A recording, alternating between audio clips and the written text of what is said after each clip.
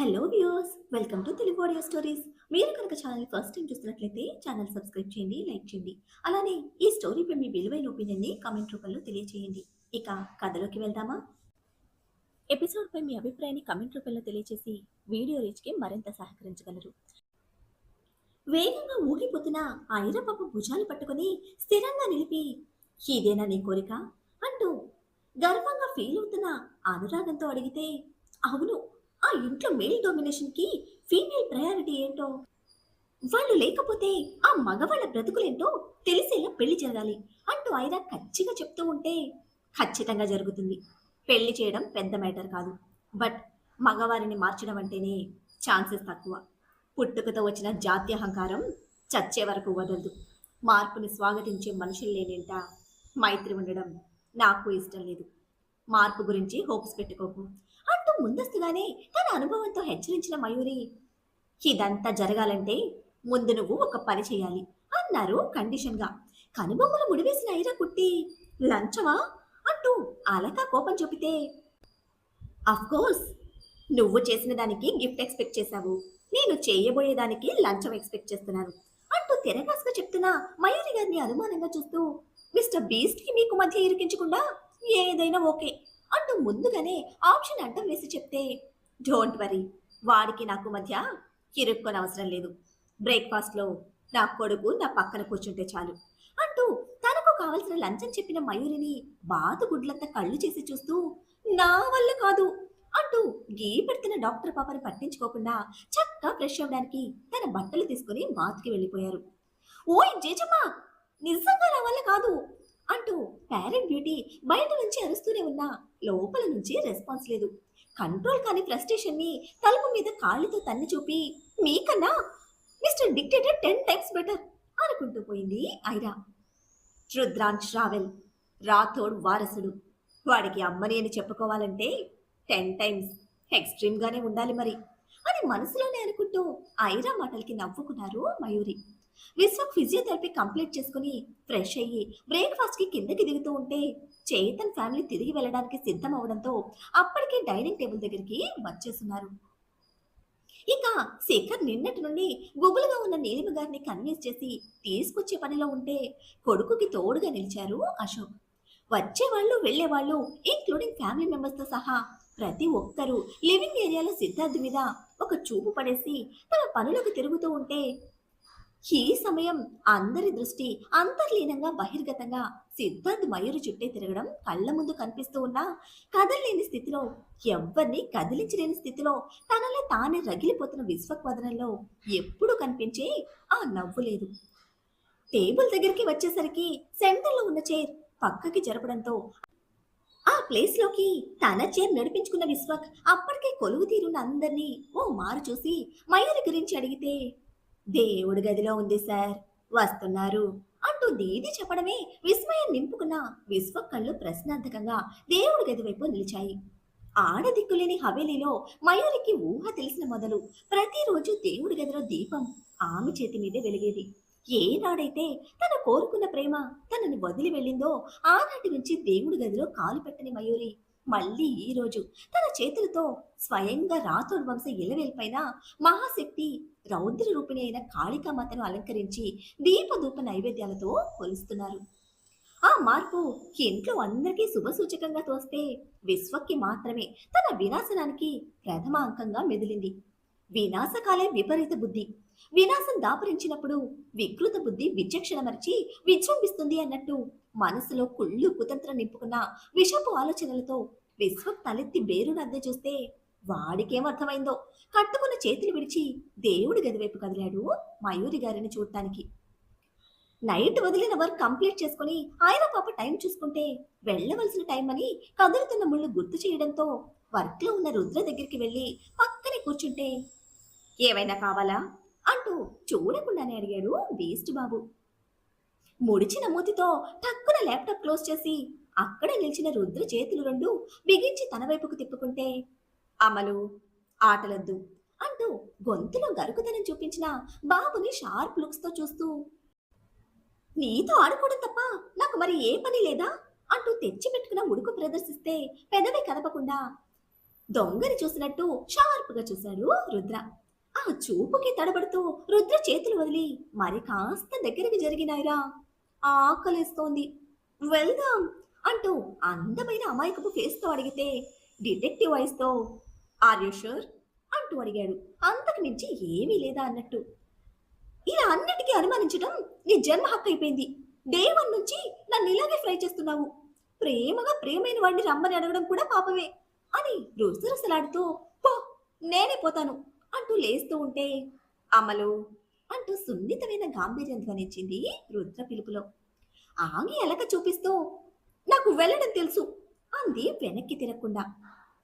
Day 1 అంతగా అవగాహన లేదు అంటూ దగ్గరకొచ్చిన బాబును చూస్తూ ఇప్పుడొచ్చిందా అంటూ కోపంతో బుంగమూతి పెడితే అప్పుడు మీద చాలా ఇంప్రూవ్ అయ్యావు. అప్పట్లో నీ కోసమే ఆడేదానివి. ఇప్పుడు అందరి కోసం నా దగ్గర ఆటలాడుతున్నావు అంటూ సూటిగా వచ్చిన ఆన్సర్కి అమ్మో బీస్ట్తో మామూలుగా ఉండదు. ఈ మేధావి బ్రెయిన్తో చస్తున్నా అని లోపల తిట్టుకొని పొగరు నింపిన కళ్ళతో కసురుగా చూస్తూ ఉంటే ఏదైనా ప్లాన్ చేశావా అంటూ వేళ్లతో ఐరపాప బుగ్గలు నొక్కి పట్టి అడిగాడు. నీకు నువ్వు హైపిచ్చుకొని నన్ను లేడీ డిటెక్టివ్లా ట్రీట్ చేయకు. ఐ హేట్ యూ అనేసి బీస్ట్ బాబు హ్యాండ్ విసిరి కొట్టిపోతూ ఉంటే బ్రేక్ఫాస్ట్ రూమ్కి తెమ్మని 2 టైమ్స్ చెప్పాను అంటూ వెనక నుంచి గుర్తు చేస్తే మయూరి లంచం మైండ్లో పెట్టుకున్న అమ్మల బ్రెయిన్ రుద్ర చెప్పింది అస్సలు చెవికెక్కించుకోనే లేదు. తన పొరపాటుకి గుటకలు మింగుతూ వెనక్కి తిరిగినైరా కళ్ళలో భావం మార్చని రుద్ర దగ్గర కంటా వచ్చి లెఫ్ట్ సైడ్ చెస్ట్ మీద కొనగొట్టితో గీకుతూ కిందకి పోయి తిందాం. నిన్నంతా నువ్వు లేవు కదా. అండ్ ఇంట్లో జరిగిన దానికి అమ్మ నన్ను టెన్షన్గా ఉన్నారు. ఇప్పుడు కూడా రూమ్లోనే అంటే అమ్మ నన్ను 100 ప్రశ్నలతో చంపుతుంది. ప్లీజ్ అని ముద్దుగా చెప్తూనే ఖాళీగా ఉన్న చేత్తో రుద్ర బుగ్గలు పట్టుకుని బ్రతిమిలాడుతూ ఉంటే ఎంతకు మించి ఏమీ లేదుగా అంటూ మరోసారి అడిగాడు రుద్ర. జేజమ్మ లంచం విషయం చెప్తే అసలుకే మోసం వస్తుందని అబద్ధానికి అందమైన నవ్వు చేర్చి తల అడ్డంగా కదుపుతున్న తనలోని టెన్షన్ సన్నటి చెమట రూపంలో తన్నుకొస్తూ ఉంటే పీకుతున్న అమ్మల చేతిని తన చేతిలోకి తీసుకొని నాకు టైం పడుతుంది. తెలిసి కూడా ఏదైనా ప్లాన్ చేసి కొండ ముచ్చి వేషాలు వేస్తే దెబ్బలు పడతాయి అంటూ ముద్దుగా హెచ్చరించిన రుద్ర అమ్మల చేయి పట్టుకుని కిందకొచ్చాడు. వీళ్ళిద్దరి కోసం వెయిట్ చేస్తున్నట్టు డైనింగ్ టేబుల్ మొత్తం ఫుల్ ఫ్యామిలీతో నిండుగా ఉంటే సెంటర్లో ఉన్న విశ్వక్కి రైట్ సైడ్ ఫస్ట్ చైర్లో మయూరి గారి కూర్చుంటే సెకండ్ చైర్ ఖాళీ వదిలి నెక్స్ట్ దానిలో సిద్ధార్థ్ కూర్చున్నారు. అది రుద్ర కోసమే అని సెన్స్ చేసిన ఐరా కళ్ళు బెదురుతో అరమోడ్పులైతే అప్పటికి మింగేసేలా చూస్తున్న రుద్ర చేతిని విడిపించుకుని నాన్నా అమ్మా నా కోసం వెయిట్ చేస్తున్నారా అంటూ పరుగున వచ్చిన ఐరా వాళ్ళ మధ్యలో చేరిపోతే సరిగ్గా రుద్ర కోసం వెయిట్ చేస్తున్న చైర్కి ఆపోజిట్ చైర్లో ఉంది అమ్మలు. చిన్నవి చేసిన కళ్ళను సీరియస్ గా అమ్మల మీద నిలిపిన రుద్ర అడుగు కదలలేదు. మయూరి పెదవి బిగించి ఆత్రాన్ని ఆపి చూస్తూ ఉంటే సిచ్యువేషన్ అర్థం చేసుకున్న సిద్ధార్థ్ వెనక్కి తిరిగి కొడుకుని చూస్తూ ఉంటే అనయ్య రండి అంటూ అందరికన్నా ముందుగా రియాక్ట్ అయిన చేతన్ నిలబడి మరీ రుద్రకు స్వాగతం పలికాడు. తనకి ఒక పక్క కావ్య ఉంటే రెండో పక్క ఉన్న శిఖర్ అన్న కోసం ఆత్రపడుతున్న చేతన్ చేతిని చిన్నగా గుంజి వెయిట్ చేస్తున్న చైర్ పొజిషన్ కళ్ళతోనే చూపించడంతో మయూరి సిద్ధార్థ్ మధ్యలో ఎదురు చూస్తున్న రుద్ర ప్లేస్ అర్థం అవడమే వెళ్ళగా పడ్డట్టు గొంతు బిగుసుకుని చేతన్ ఐరాని ఉరిమి చూస్తూ ఉంటే తనకి ఏమీ సంబంధమే లేనట్టు చాలా ఆకలిగా ఉంది త్వరగా వడ్డించండి ఆంటీ అంటూ దుర్గిని తొందర పెడుతోంది డాక్టర్ పాప. నువ్వు కూడా రా బాబు అందరం కలిసి తిందాం అంటూ దమయంతి గారు కూడా పిలుపునిస్తే నిలబడ్డ చేతన్ని నువ్వేటి కూర్చో అంటూనే రుద్ర స్టెప్ ముందుకు తీసుకుంటే ఒక పక్క కావ్య రెండో పక్క శిఖర్ ఇద్దరు చేతులు బిగించి పట్టి కదలకుండా కట్టేయడంతో బ్రేక్ఫాస్ట్ కంప్లీట్ అవ్వగానే కావ్య వెళ్ళిపోతుంది. సో తన పక్కన కూర్చుంటాను అంటూ చిన్న గొంతుతో రీజన్ చెప్పి సూటిగా చూసిన రుద్ర చూపుకి చటుక్కున చైర్లో కూర్చొని తల దించేశాడు చేతన్. చేతన్ కూర్చోవడమే ఆ వెనక మసిపట్టిన గోడ మధ్యలో చిత్రావతి ఫోటో రుద్ర దృష్టిని కట్టి పడేస్తే నిన్నటి రోజు వరకు ఆ ప్లేస్లో దర్పంతో నిలిచిన 9 అడుగుల రాథోడ్ కుటుంబ పెద్ద స్థానం తన బిడ్డ ప్రాణం కాచిన దాసికి దారాదత్తం చేసిన మయూరి అంతరంగం రుద్ర నుంచి అన్ని ఆలోచనలు దూరం చేయడంతో మరొకరు పిలవక ముందే తన కోసం నిరీక్షిస్తున్న స్థానాన్ని ఒక ప్రౌడ్ ఫీల్తో అందుకున్నాడు రుద్ర. అప్పటి వరకు అందరిలో ఒకడిగా జరుగుతున్న చోద్యానికి మౌనం వహించిన విశ్వక్ ప్లేట్ పక్కనే ఉన్న ఫ్రూట్ నైఫ్ ని రుద్ర మీద చూపు నిలిపి యాపిల్ పండులోకి కసిగా తింపితే ఆ కపటం ఏ ఒక్కరి కంట పడలేదు. రుద్ర మీదే అందరి దృష్టి నిలవడంతో కొడుకు కూర్చోగానే లేచిన మయూరి టేబుల్ మీద ఉన్న అన్ని వంటలు కొంచెం కొంచెంగా రుద్రకి స్వయంగా తానే వడ్డిస్తూ ఉంటే మిగతా వాళ్ళకి మేడ్స్ తో పాటు చూసుకుంటోంది దుర్గి. కొడుకు మీద ఆ తల్లి కురిపిస్తున్న ప్రేమ, పైకి చూపలేని సంతోషంతో సిద్ధార్థ్ మనసుకు నింపుకుంటే కపట నిండిన కట్లపాము తమ చుట్టూ ఉన్నాయని తెలియని మయూరి కొడుకు ప్లేట్ నింపిన మరుక్షణమే విశ్వక్కి వడ్డించడానికి అడ్డు తిరిగితే అమ్మా అంటూ చిన్నగా పిలిచిన రుద్ర పిలుపుకి ప్లేట్ వరకు వెళ్ళిన చేతిని అలాగే నిలిపి వెనక్కి తిరిగి చూశారు మయూరి. నాకు టైం పడుతుంది, కలిసి తిందామని నా కోసమే వెయిట్ చేశారు కదా అని విశ్వక్ మీదే చూపు నిలిపి దుర్గి అందరికీ చూసుకోగలరు, కూర్చుంటే తిందాం అంటూ చెప్పాడు రుద్ర. అడ్డుపడినందుకు విశ్వక్ బీస్ట్ బాబుని పరీక్షగా చూస్తూ ఉంటే పిలిచింది తన కోసమే అనుకున్న మయూరి కళ్ళు తెప్పరిల్లుతున్న సంతోషంతో చేతిలోని ఫుడ్ దుర్గి చేతికిచ్చి కూర్చున్నారు. మరోసారి విశ్వక్ వైపు చూసే అవసరం కూడా రాకుండా తల్లి ఫుడ్ ప్లేట్ లైట్ ఫుడ్ తో సర్వ్ చేసి తినండి అంటూ తన మీదే కళ్ళు నిలిపిన మయూరి చేతిని మృదువుగా బిగిస్తే ఆ చిన్న పనికే తన చేతి మీద నిలిచిన రుద్ర చేతిని సంతోష నయనాలతో సిద్ధార్థ్కి పట్టి పట్టి చూపిస్తూ కొడుకు చేతిని తన చేతిలోకి తీసుకున్నారు మయూరి. అమ్మ కొడుకుల ప్రేమ అందరి కళ్ళకు ఆనంద బాష్పాల్ని పరిచయం చేస్తూ ఉంటే రంజని గారిని తలుచుకుంటున్న నీలిమ గారి గుండె మాత్రం తరుక్కుపోతోంది. అందరికీ విరుద్ధంగా భగ్గుమంటున్న గుండెని విశ్వక్ అతి కష్టంగా కపటం వెనక దాచుకునే ప్రయత్నం చేస్తూ ఉంటే కారణం ఏదైనా సరే రుద్ర తన ప్లేస్ తీసుకున్న అంగీకారానికి రిలాక్స్ అయింది ఐరా. బ్రేక్ఫాస్ట్ ఫినిష్ అవుతూ ఉండగా మయూరి గారి కోసం మేనేజర్ వస్తే ఆ విషయం మోసుకొచ్చిన బేరునాథ్ మీద కొత్తగా ఇంటికి రావడం ఏంటి అంటూ కసిని కపటం వెనుక దాస్తున్న అసహనంతో అరిచాడు విశ్వక్. నేనే రమ్మన్నాను అంటూ విశ్వక్ కోసమే అన్నట్టు చెప్పి రుద్ర హ్యాండ్ వాష్ కి వెళ్ళిపోతే క్షణం అర్థం కానట్టు రుద్రను చూసి విశ్వక్ మీద చూపు తిప్పిన మయూరికి అతగాడి కళ్ళలో కొత్తగా అలుముకుంటున్న ఎర్రదనం అతిశయోక్తిగా తోచింది. వ్యాపార వివరాలు తెలియని వాళ్ళు తెలిసినా తెలియనట్టే వ్యవహరిస్తున్న రుద్ర బ్యాచ్ ఒకరి తర్వాత ఒకరు హ్యాండ్ వాష్ కి పోతూ ఉంటే ఫింగర్ బౌల్ కదల్లేని విశ్వక్ ముందుంచింది దుర్గి.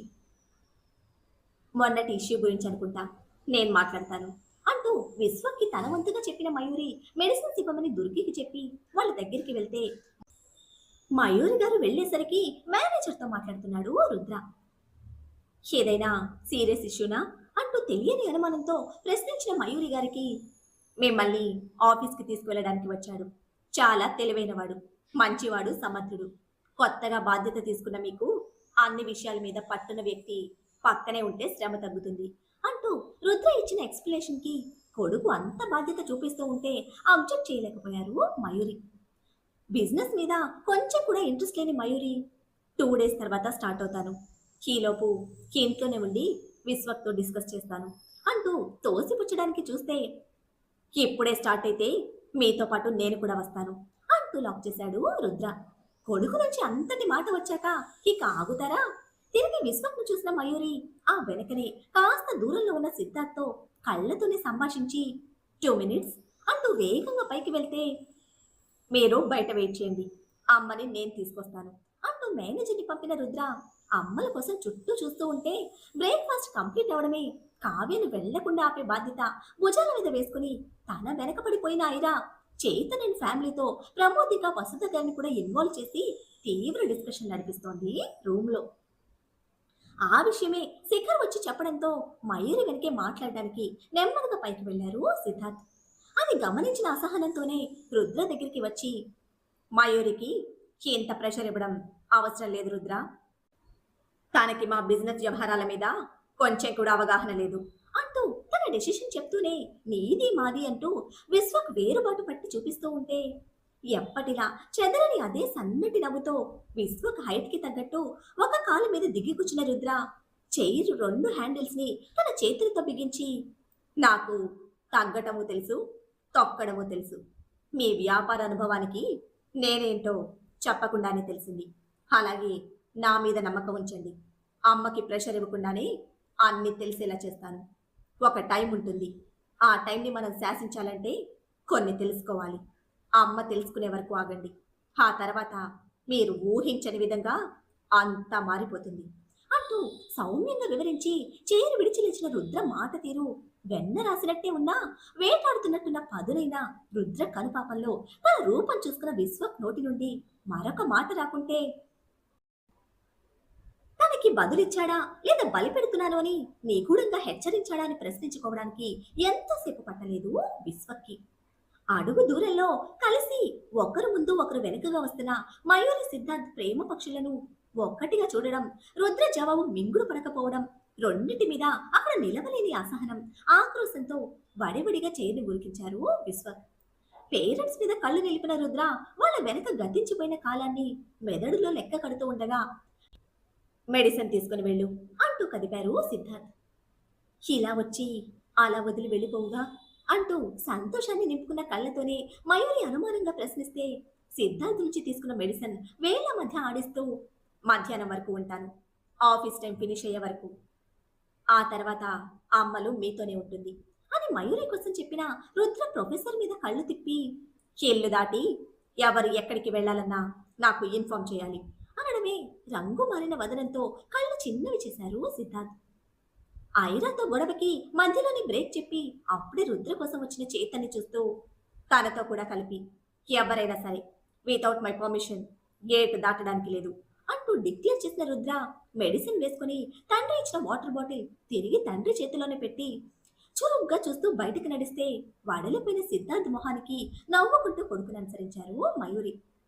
చివరి మాట మాత్రమే విన్న చేతన్ పర్మిషన్ తీసుకోవాల్సిందెవరు అంటూ కన్ఫ్యూజ్ గా శిఖర్ బాబుని ప్రశ్నిస్తే అందరూ అంటూ ఒక్కటే మాటగా చెప్పి సిద్ధార్థ్ చేతిలో నిలిచిన బాటిల్ తన చేతిలోకి తీసుకుంటూ సారీ ప్రొఫెసర్, వాడి ఆర్డర్ ఫాలో అవ్వాల్సిందే అంటూ చిన్న గొంతుతో స్ట్రెస్ చేసి చెప్పాడు శిఖర్. నిమిషం గ్యాప్ తో చేతులు వెనకపడి వచ్చిన ఐరా పాప డాక్టర్ బాబు చెప్పేది వింటూనే బీస్ట్ బాబు కోసం బయటకి పరుగులు పెడితే ఒక అడుగు ముందుగానే కార్ దగ్గరికి వచ్చి మయూరి గారి కోసం డోర్ ఓపెన్ చేసి పట్టుకున్నాడు రుద్ర. మొదటి రోజు మొదటి పరిచయంలో ఇచ్చిన అదే రెస్పెక్ట్ ఇప్పుడు కూడా తనయుడిలో చూస్తున్న మయూరి సింగిల్ హ్యాండ్ తో ఒకసారి కొడుకుని హగ్ చేసుకుని వదిలి నవ్వుతూ కార్లో కూర్చోవడమే. డోర్ క్లోజ్ చేసి డ్రైవింగ్ సీట్ కి తిరిగి వస్తున్న రుద్ర మిస్టర్ డిక్టేటర్ అంటూ పిలుస్తున్న అమ్మల అరుపుకి ఆగి తిరిగి చూస్తే పరుగు మీద దగ్గరికి వచ్చిన ఐరా వేగంగా పోతున్న ఊపిరితో డొక్కన చేతులు బిగించి రెండిటికి థ్యాంక్ యూ సో మచ్, వెళ్ళిపోతారని వాడి మీద ఎంత గొడవ పడ్డాను తెలుసా. మైత్రి పెళ్లికి అందరూ ఉండాలి, అప్పుడే కదా స్వీట్ మెమరీస్ చాలా ఉంటాయి, అంత సింగిల్ వర్డ్తో సెట్ చేసేసావు. యాక్చువల్గా ఇరికించినందుకు కోపం వస్తుంది, ఎలా ఎస్కేప్ అవుదామని తింటున్నంతసేపు తెగ టెన్షన్ పడ్డాను.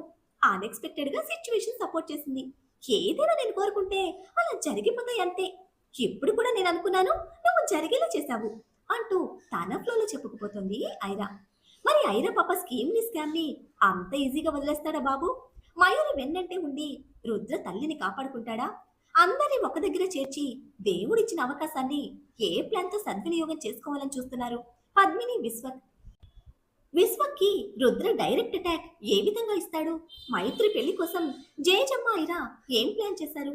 ఏం జరుగుతుందో తెలియాలంటే నెక్స్ట్ ఎపిసోడ్ ని ఫాలో చేయండి. అలానే ఈ ఎపిసోడ్ ని లైక్ చేయడం మాత్రం మర్చిపోకండి. Bye friends.